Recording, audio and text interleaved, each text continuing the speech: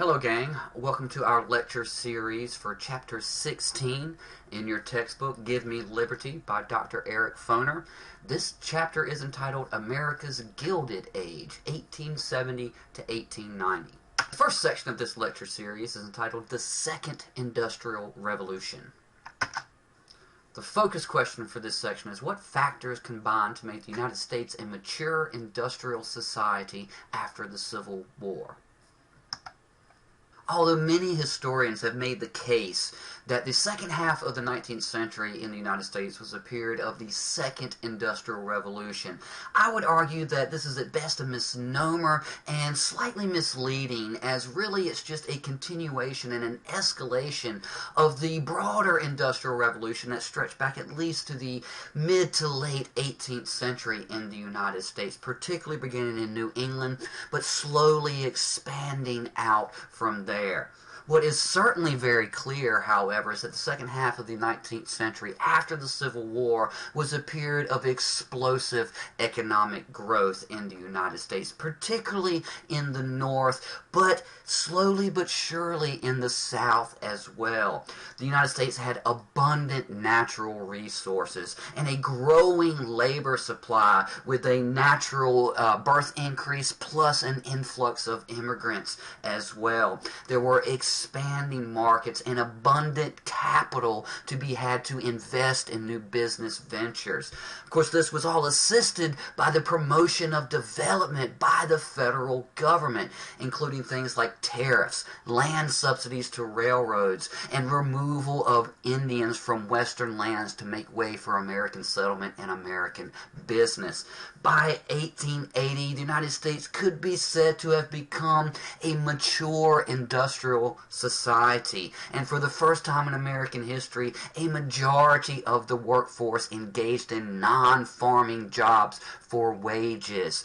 This was coupled with the growth of urban centers as people flocked from the countryside to cities, seeking to take advantage of new employment opportunities in the industrial sectors there.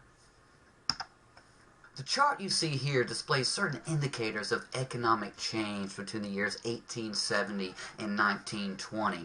Now, this first part here seems to contradict some of the statements made in the previous slide regarding the decline of agriculture in the American economy in this period. But what we have to keep in mind that the increase you're seeing here in acreage of farmland and bushels of wheat grown and things of that nature were mostly driven by the mechanization and the corporatization of agriculture in this period. Big business got into the agricultural game, which drove out small family farms and increased the size of these farms exponentially.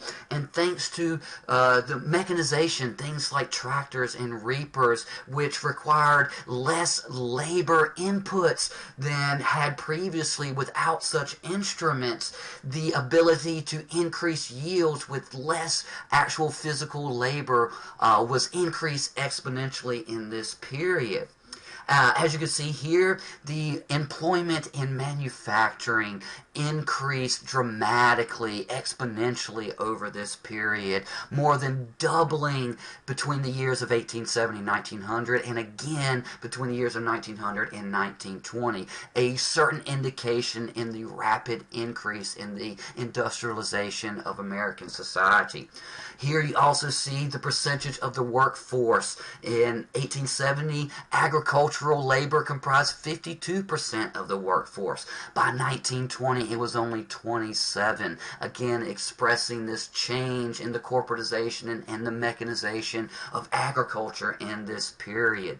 We also see a dramatic and exponential increase in the amount of railroad track in the United States, which drove expansion of the economy exponentially as well. We also see a dramatic increase in the gross national product of the U.S. over this period, as well as a marked increase in life expectancy as industrial society brought more and more creature comforts to many more Americans. As was mentioned in the previous slide, the growth of railroads in this period dramatically drove and in fact enabled this second industrial Industrial Revolution.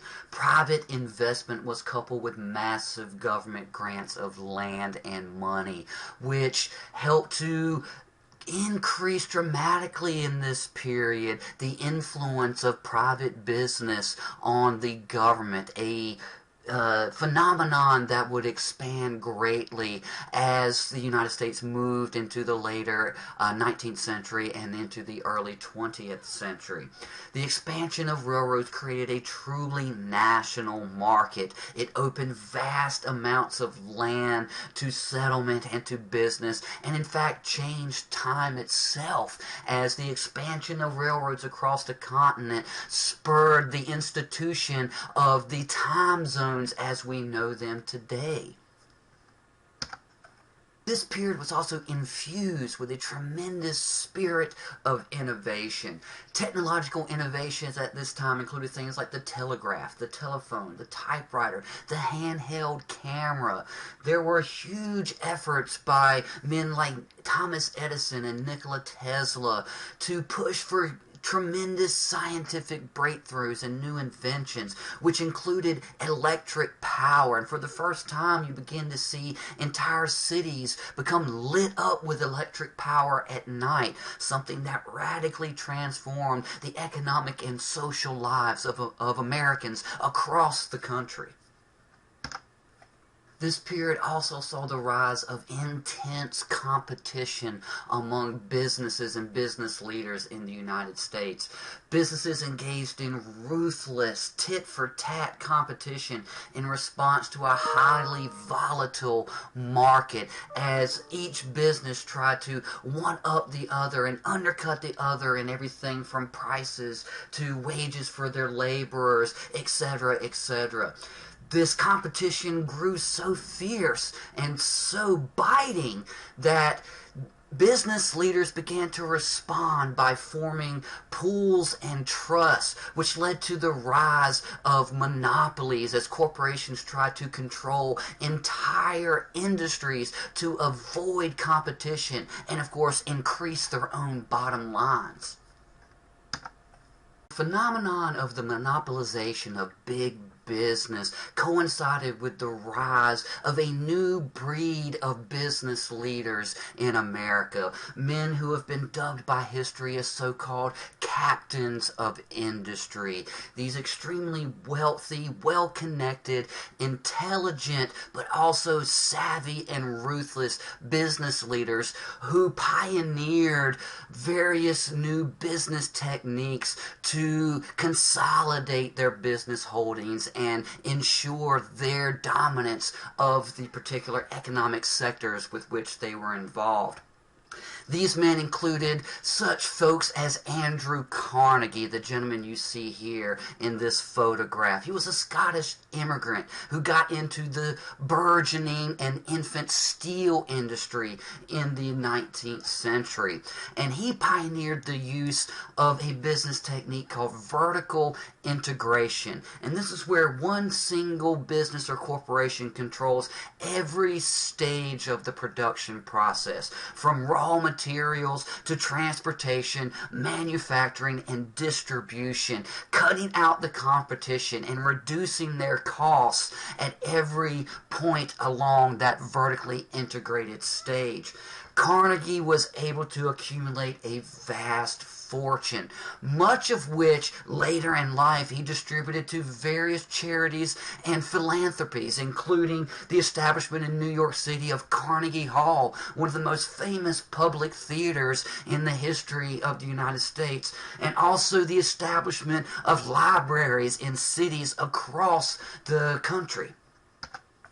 One of the prominent so-called captains of industry in this period was a gentleman by the name of John D. Rockefeller, the gentleman you see here in this photograph. And he pioneered the oil industry in the 19th century and established Standard Oil Company. Now, his approach to monopolization in Standard Oil was originally horizontal integration, which it was the acquisition through purchase of competing companies. He essentially went out and bought up every competitor he could find, thus eliminating the competition and increasing his share of the market in the oil industry. He later also adopted Carnegie's model of vertical integration, basically cutting out all the middlemen and, of course, increasing his own bottom line. The actions and practices of both Rockefeller and Carnegie led some to debate whether they were captains of industry or robber barons, which was defined as men who acquired their riches through ruthless or unscrupulous means. The problem of increasing inequality is certainly not new to 21st century America. In fact, the problem of inequality is really at the core of the problems of industrialization's effects on human societies. It was something that was identified pretty early in the process of industrialization, and is in fact the problem that led men like Karl Marx to write the Communist Manifesto, the ideological basis for communism, which called for a worldwide workers' revolution against men like Andrew Carnegie and John D. Rockefeller, and the takeover of all industry and business of the workers away from these captains of industry or robber barons. Now, at this period, a minority of highly skilled workers were able to still command high wages and some say or control of the production process. And really, at this time, economic independence now rested more and more on extremely technical skills. For most workers, however, who were unskilled, there was economic insecurity. And due to the ever-increasing mechanization of factories, the skill levels required by workers were driven exponentially downward, which essentially made workers interchangeable with one another and required little to no training to be placed on the factory floor and continue that production process. Many workers worked for long hours for extremely low wages in dangerous conditions with no benefits or protections from unemployment. And due to the unskilled nature of their work, they really had no ground to stand on really in negotiations with their employers for higher wages or any sort of privileges or benefits whatsoever, which of course drove their wages increasingly downward, which increased the poverty levels exponentially in many areas of the country. We're going to conclude this section of our Chapter 16 lecture series with these images here, which display the stark contrast between the lifestyles and living conditions of the upper class, the captains of industry of this period, and that of those that perhaps worked for them at this time. Just going to leave these images here because sometimes pictures speak louder than words. With that, we conclude part 1 of our Chapter 16 lecture series. As always, study hard, and I'll see you soon.